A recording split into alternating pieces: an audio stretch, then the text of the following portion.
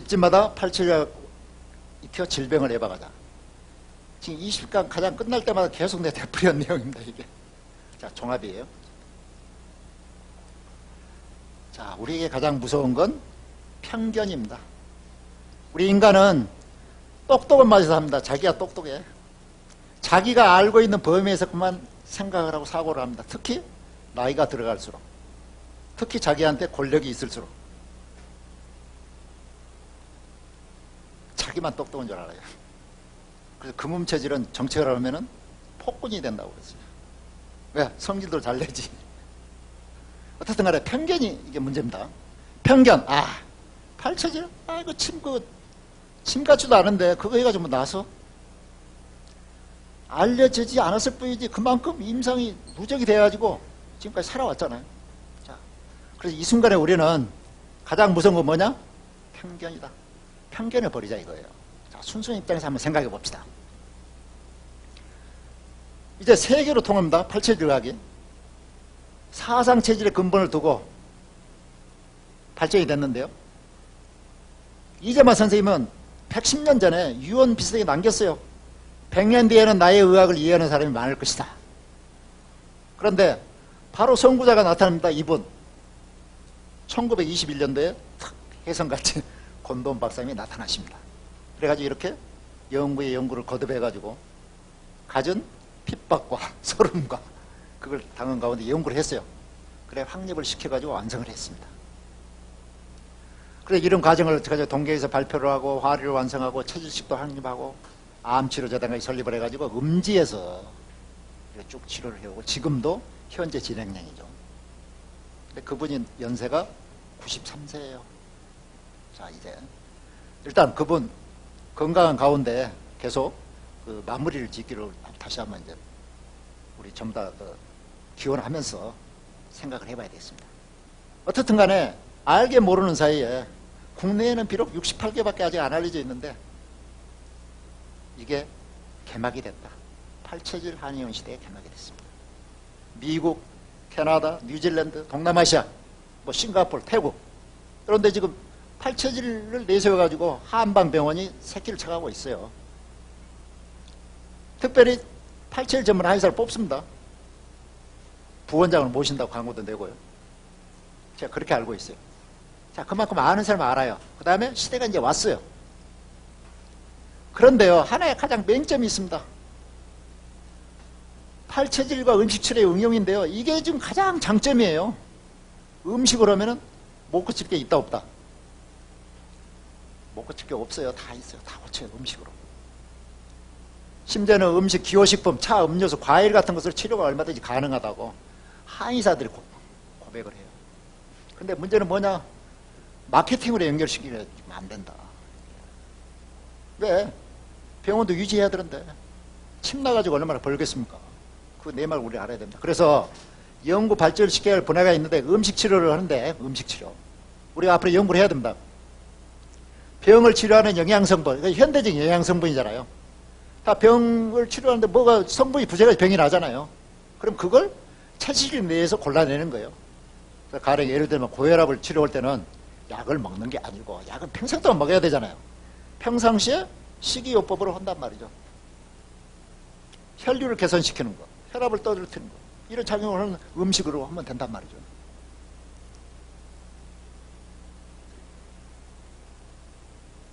근데 제가 중국에 가서 중기 체질학을 지금 공부하고 있는데요. 중국은요, 우리하고 딴판이더란 말입니다. 지금 한국에는 알레르기가 별로 안 왔는데 중국도 최근 한 40년, 우리가 권도원 박사님 지금 한 60년 되나요? 60년 다 돼가는데 여기는 40년 정도 이분이 왕이라는 북경 중의학대 교수입니다. 저보다 10살 많으니까 나이가 좀 그렇습니다. 아직도 젊은 편이죠. 근데 이분이 동양의 그러니까 모든 그 의학에 나오는 체질이라는 걸 다 찾아봤어요. 황정에 나오는 내경에 나오는 음양오행의 그 뭐 음양 합평지부터 해가지고 쭉 나오고 25태 쭉 하여튼 체질이다 뭐다는 건 전부 다 검색을 했어요. 단어를. 그래서 거기서 다 뽑아낸 거예요. 병증도 다 뽑아내고 모든 걸 해가지고 현대적인 거 이제 과학적인 기법이 들어간 거죠. 물론 유전자 분석도 들어가고 여러 가지 통계요법 뭐 이런 과학적인 요법이 들어가가지고 연구를 했습니다. 그래서 쭉 보니까 한 20년에 걸쳐서 여러 가지 체질이 나와요. 아, 업종이다, 열종이다, 막 여러 가지 나옵니다. 거기도. 그런데 이 왕기 선생이 개발한 게 이게 국가 표준이 됐어요. 확립이 됐어요, 이제. 그래서요, 2009년도에 중화중의학 학회에서는 뭐 했냐, 왕기의 체질구분법 표준을 채택을 했습니다. 그래가지고 이제 국가적으로 이제 달라졌어요. 중국 인사부에서는 뭐냐, 국가위생 복무규범에 삽입을 해요. 그래 중위 신체검사 받을 때 첫째 항목으로 체질을 식별하게 만듭니다. 어떤 체질? 구종체질로. 물론 우리도 뭐 사상체질을 지금 이런 식으로 추진하고 있습니다. 2010년도에는 국가중의학관리부에서요, 전국적으로 침미병센터를 설립을 했습니다. 국가의 허락을 얻어가지고 지원을 받아서 침미병센터, 미병을 치료한다. 건강 예방이잖아요. 여기에서 침미병 수단으로 구종체질학을 보급을 합니다. 이러한 규정을 잘 지키느냐 안 지키느냐, 기관 단체별로 심사를 해가지고 우수 그걸 선별을 해낼 때 하나의 기준 항목으로 들어갑니다. 심사 표준을 활용을 해요. 그러니까 어느 정도 조직적으로 이제 다 국가적으로 하겠죠. 그래서 중의구종체질학을 예방의학으로서 세계적으로 보호받고 있다. 그 다음에 세계 표준화에 박차를 가고 있어요. 자, 이런 것도 우리가 생각을 해보면 앞으로 우리는 어떻게 나가야 될 것인가? 사상체질과 팔체질학의 융합 발전을 빨리 추구를 해서 빨리 나가야 됩니다. 그게 국민들의 건강을 획기적으로 향상시키는 데 좋을 뿐더러 여러 가지 방면이 좋습니다. 세가 정책에도 좋고요. 자, 그래서 제가 생각하는 방향에서 국가는 뭐냐? 미래의 국가 의료비 부담 절감 차원. 앞으로 뭐 50조 정도 2030년이 되면 부족하다는데, 그럼 의료비 부담을 경감해야 될까? 그럼 국민의 건강을 전체적으로 올려야 되는데, 그러면은 먼저 무엇부터 해요? 교육도 들어가야 되겠죠. 그래서 신체 검사를 해가지고 이때도 1차 검사지 체질 검사를 의무로 규정을 하자. 그 다음에 요즘 한의원 잘 안 되는데, 법적으로 좀 이렇게 지원을 해가지고 1차 진료는 거기 가서 의무적으로 받게 좀 해라. 그럼 뭐 혜택도 좀 주든가. 그러니까 의도적으로 하는데 거기에 체질의학을 사상체질 플러스 팔체질 결합해가지고 체질을 좀 연구해서 하자는 건 내용입니다. 그 다음에 공공단체 기관에서 체질의학을 기본적으로 교육을 시켜라. 왜? 모르니까 시켜야 된다 이거죠. 여담입니다만은 앞으로 이제 이게 잘 전파가 된다면 여러분들은 모두 다 저처럼 강의해야 돼요. 가는 데마다 줄 서가지고 이제 강의 다녀야 돼. 직장이면 직장 다니. 왜냐하면 전체 인력이 부족하니까. 해야 됩니다. 자, 그 다음에 학계는요, 사상 팔체질 융합을 해가지고 세계 표준화를 해야 되겠죠. 보니까 사상은 한약이잖아요. 그만큼 발전돼 있잖아요. 팔체질은 진법이에요. 그럼 그걸 결합을 시켜가지고 원래 뿌리가 같으니까. 자, 그게 이론적으로 좀 조정이 되면 어떻습니까? 물론 권도원 박사님 반대하시겠죠. 살아생전에. 왜? 화리론도 내세우고 이게 철학이 틀리니까. 그러나 실질적으로 임산적인 측면에서는 충분히 팔체질법을 살려가지고 뭐 해야 된다. 체질 양생 분야, 특히 음식, 약선, 운동 이쪽에 연구를 확대해야 되지 않느냐. 중국은 이게 무척 강합니다. 특히 약선. 우리도 체질을, 중국의 체질학에서 신화점이 있어요. 병증을 위주로 해가지고 체질을 판별했거든요. 그 다음에 중국의 체질학은 뭐예요? 원래 부모로부터 물려봤는데 그게 결정적인데, 후천적인 환경에 의해서 나이가 들수록 남녀별로 서로 틀리게 체질이 변해간다. 바로 그게 병증이에요. 그래 나누는 걸 가장 병이 없는 상태를 평화질이라고 그러세요. 평화질을 하고, 그 다음에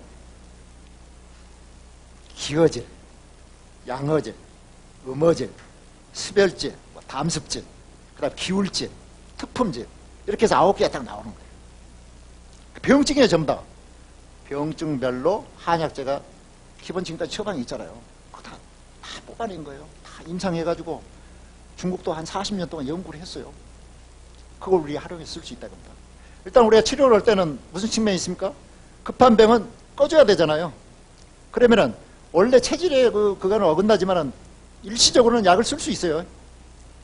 일시적으로 약을 써야지 어느 정도 자기가 가지고 있는 그 본연의 그 적절한 불균형, 그걸 유지할 수 있으니까. 그렇게 해놓고 근본적으로 장부를 보강하는 방법으로 나가면 되지 않냐. 그런 측면에서 음식, 약선, 운동요법, 특히 특히 뭐 기공체조, 어렵습니다. 뭐 취자공 이런 거 많이 발달이 돼 있어요. 태극권, 체질마다 틀려요. 병증마다 틀린다는 말이에요. 우리 고려가 이걸 무한대로 발전해 나갈 수 있습니다. 그 다음에 체질의학 한의사들이 세계로 진출할 수도 좀 해줘야 되지 않겠느냐. 객관적 입장에서 볼 때 지금은 전국에 한의원이 2만 개가 있는데 1년에 1000명씩 쏟아져 나온단 말입니다. 국내에서 그걸 소화하기는 힘들어요 이제. 그럼 어떻게 해야 되느냐. 바꿔야 된다 이거죠. 바꾸기는 힘들어요 갑자기. 그럼 뭐예요? 국가적으로 뭔가 해가지고 밀어줘야 되지 않느냐. 우리 일반 국민들도 이해를 하고 따뜻한 시선으로 그분들을 박수를 쳐줘서 해외로 많이 진출할 수 있게 해줘야 된다 이거죠. 자, 그리고 이렇게 하려면은 빨리 권도원 박사님을 양지로 끌어내야 됩니다. 그 다음에 모든 거 사상체질학계 뭐 불화라든가 이런 거 있으면은 다 용서하실 겁니다. 다. 그래서 살아생전에 정말 권도원 선생님이라는 권도원 박사라는 그 천재를 우리가 최대한 활용해가지고 뭔가 좀 획기적으로 발전을 시켜서 체질의학이 세계적으로 표준으로 확정되는데 우리가 기여를 해야 되지 않느냐. 그래서 우리는 아무쪼록 이럴 때 시간이 좀 걸립니다. 일단 당장 의료비를 절감하고 가정경제를 그런 차원에서도 우리들 자신의 영차 의료 해법을 해야 된다 이거죠. 거기에는 바로 미병의 개념이 있죠. 자, 자연치유의 그 원리하고 똑같은데 가족건강관리는 현대의의 관점은 뭐예요? 양분이에요. 건강이라고 환자 두 개로 딱 나눠요. 병이 딱 나면 환자예요. 근데 동양과 미병이라는 단계가 있죠. 자연치유는 이걸 더 세분을 시킵니다. best, better, good, bad, worst, worst 그래가지고 death 이렇게 가요. 그럼 우리는 뭐냐? 미병 단계에 일단 더 알아야 되고 최상의 방책은 뭐예요? 베스트 컨디션을 유지하는 거예요. 그렇다면 이건 뭐냐? 자기 처지를 평상시에 알아가지고 체질식하고 일단 섭생을 하면은 베스트 컨디션을 자기의 나이에 맞게 살아갈 수 있지 않느냐. 그래서 체질 양생을 팔체질의 원리에 따라서 해줘. 서로 이해하고 배려할 수 있잖아요. 이거 원리를 알면. 그 가정에서도 부부간의 문제점이 줄어들 수 있습니다. 자녀 간에도 충돌되는 게 좀 해피가 될 수 있어요. 이런 면이 있습니다. 아무튼 특히 가정요법 차원에서 그 미병 예방하는 수준, 건강 증진하는 차원에서 간단한 것들은 이러한 칼라테빙이나 레이저로 이렇게 할 수 있습니다. 유급한 병들은 반드시 팔체질 전문 한의원에 들어가서 침도 맞고 처방도 받고 이래야 돼요. 약물 처방. 그러나 근본적으로 가장 좋은 건 뭐다? 병이 나기 전에, 심각한 병이 나기 전에 가정에서부터 지키자. 그겁니다. 그래서 평균 수명이 길어져 가는데 건강 수명을 연장시키자. 그래서 아무쪼록 집집마다 팔체질의학을 익혀가지고 질병을 예방하고 더욱더 행복하고 건강한 가정생활이 할 수 있는데 우리 팔체질의학을 좀 활용을 해야 되겠습니다. 장시간 동안 20분간에 걸쳐서 우리가 오늘 팔체질의학의 그 수준을 한번 생각해 봤습니다.